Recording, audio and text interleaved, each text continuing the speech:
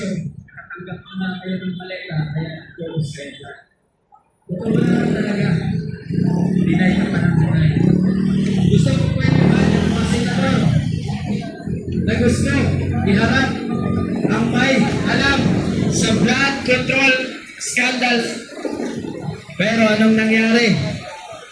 Ba't nanginig ang tuhod mo? Kala ko ba matapang ka? Matapang ka lang pala kung may camera. Ganyan ang ugali ng tulpo. Mismo na rin ako. Nanggaling na ako sa kanya dahil ang bisikleta ko, sinabihan niyang basura.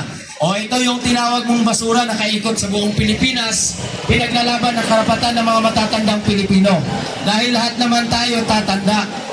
Kaya nararapat lang na magkaroon ng batas na ipaglaban ang karapatan ng mga matatandang Pilipino para hindi maabuso ng ninuman.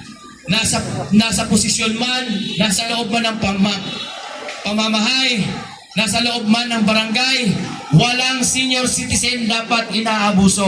Dahil ang mga matatanda, haligi ng ating bansang Pilipinas. Haligi ng ating bansa. Sila ang nagbuhis ng buhay.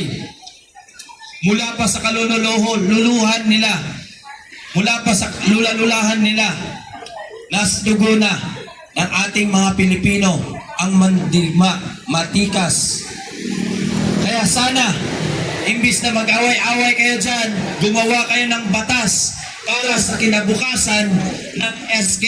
Sinaunang kabataan at pangalagaan ang edukasyon at kinabukasan ng HK, ang henerasyon ng kabataan na gustong makapagtapos ng pag-aaral.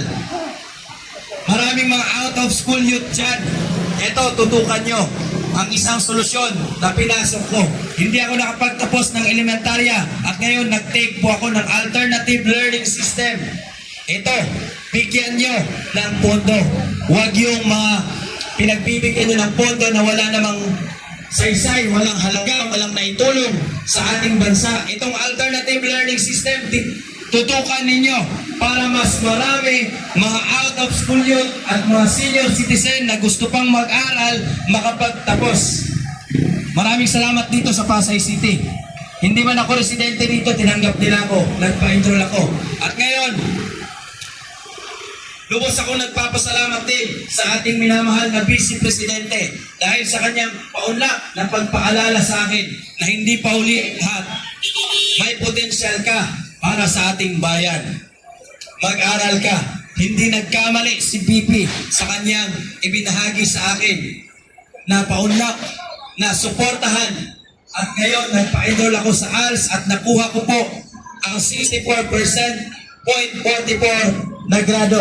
At maraming salamat po kay BP Inday dahil siya lang po yung bukod tanging mataas na opisyal na humarap Congratulations sa munting advokasya ng kinakalawang na bisikleta na sinabihang basura.